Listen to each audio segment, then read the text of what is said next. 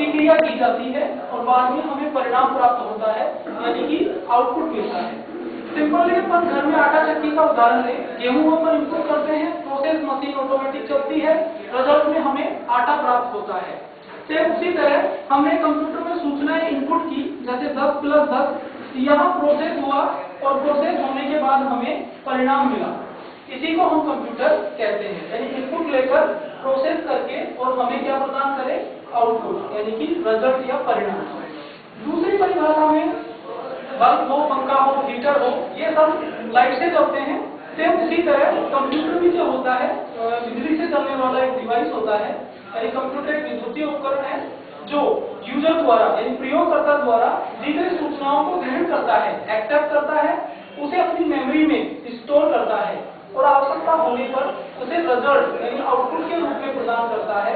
उसी को हम कंप्यूटर कहते हैं। ठीक है, सिंपल है। इसी के ऊपर यह आधारित था। इसके बाद में बात आती है कि कंप्यूटर का जनक कौन था, यानी फादर ऑफ कंप्यूटर कौन था? चार्ल्स बायबेज। कंप्यूटर का जनक चार्ल्स बायबेज, 1822। अब एक बात यहाँ से उठती है कि कंप्यूटर का जनक चार्ल्स बेबेज को क्यों कहा जाता है? क्या ऐसा रीजन था? कौन सा इसने आविष्कार किया था इस वजह से इसे जनक कहा गया? इन्होंने कंप्यूटर नहीं बनाया था, इन्होंने कंप्यूटर के लिए यह सिद्धांत दिया था। 1822 में इन्होंने एक आविष्कार किया था, डिफरेंस इंजन। उसके जस्ट बाद में आविष्कार हुआ था एनालिटिकल इंजन। डिफरेंस इंजन क्या था? लूम उद्योग में काम आता था, यानी कपड़ा उद्योग में।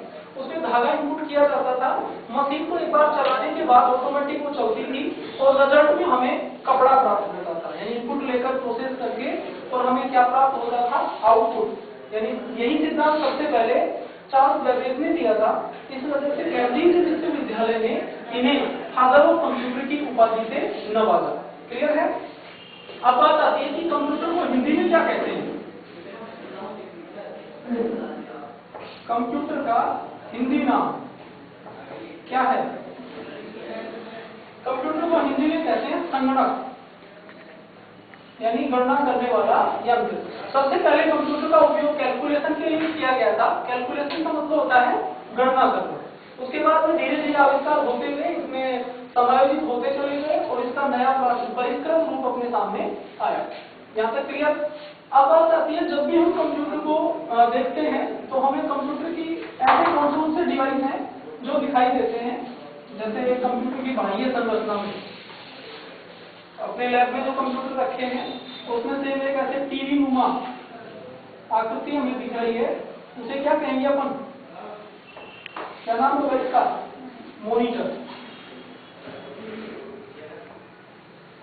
इसके अलावा यहाँ एक छोटा डिवाइस जिसे अपन उंगलियों से चला रहे होते हैं, क्या नाम होगा इसका? कीबोर्ड। इसके अलावा एक छोटा डिवाइस जिसे अपन हाथ से चला रहे होते हैं, इसे अपन कहेंगे माउस। इन सभी के वायर जो तार हैं एक आयताकार संरचना में जाके जुड़ जाते हैं, उसे हम क्या कहेंगे? सीपीयू। मॉनिटर कई तरह के हैं, कई जगह हम टीवी जैसे देख रहे हैं, कई जगह फ्लैट होते हैं।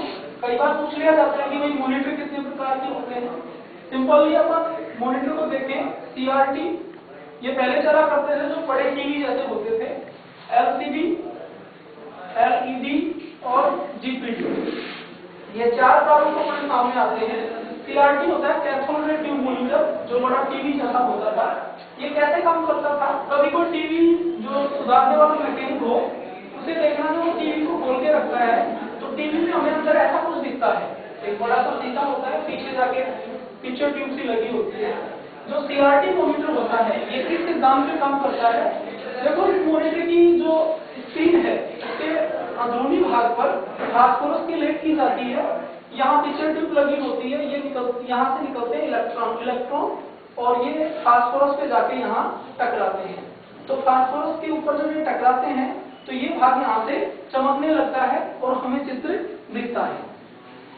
लेकिन मॉनिटर में कमी थी, एक तो ये वजन में भारी थे, इसके अलावा रखने के लिए जगह भी ज्यादा घेरते थे।